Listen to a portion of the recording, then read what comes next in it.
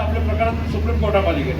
Supreme कोर्टामध्ये गेल्यानंतर त्या ठिकाणी खालच्या न्यायालयाने हे सगळं रिजेक्ट केलं होतं. काय रिजेक्ट केलं होतं की एक इंदिरा साहनी विरुद्ध भारत सरकार अशी केस होती.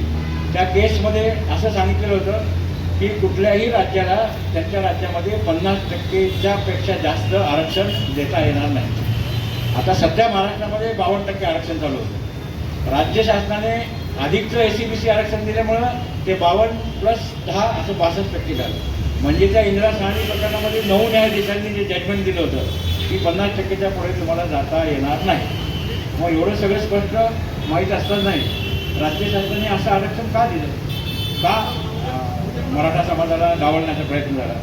तर हे सगळे प्रश्न आपण राज्य शासनासमोर काय जनतेसमोर उपस्थित आतापर्यंत केले नाही आणि केले नसल्यामुळे लोकांना खरं काय ते माहीतच नाही. फक्त तेच आपलं म्हणजे एखादी घोषणा याची सगळ्यांनी पाठ झाल्यासारखं ते करायचं. आरक्षण आमच्या हक्काचं नाही, कोणाच्या बापाचं. पण ते कायद्यात बसलं पाहिजे ना.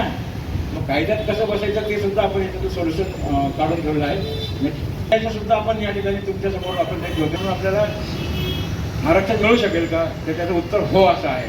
म्हणून आपण हा आंदोलनाचा कायदेशीर मंथन करण्याचा भाग आपण या ठिकाणी करतो आणि त्या माध्यमातून आपलं यश मिळेल अशी मला खात्री आहे. नेक्स्ट फोटो आहे याच्यामध्ये. आम्ही मुंबईला जाऊन त्या पत्रकार परिषदेमध्ये घेऊन सांगितलं की आरक्षण द्यायचं असेल तर आता पलीची मर्यादा जोपर्यंत वाढवले जाणार नाही तोपर्यंत महाराष्ट्र शासनाला कुठल्याही समाजाला आरक्षण देता येणार नाही.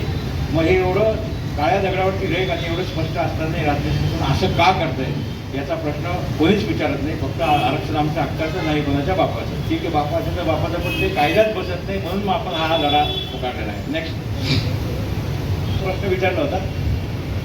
मग त्याच्यामध्ये याच्यापूर्वी दिलेलं आरक्षण ते सुप्रीम कोर्टाने रद्द केलं आणि आपण नव्याने परत मागणी करतो. तर सुप्रीम कोर्टाने आपल्याला एक मुभा दिली होती. ती सुप्रीम कोर्टाने अशी मुभा दिली होती की जर राज्य शासनाला या पुढच्या काळामध्ये मराठा समाजाला आरक्षण द्यायचं असेल, राज्य शासनाला या पुढच्या काळामध्ये मराठा समाजाला आरक्षण द्यायचं असेल तर राज्य शासनाने एका आयोगाची स्थापना करावी. आयोगाची स्थापना केल्यानंतर त्या आयोगाचा जर अहवाल आला की त्या माध्यमातून आयोगाने सूचित केलं किंवा त्यांनी शिफारस केली की हो ह्या समाजाला आरक्षण देता येईल, तर मग राज्य शासन त्याच्यावरचा विचार करू शकेल आणि आरक्षण द्यायचं किंवा नाही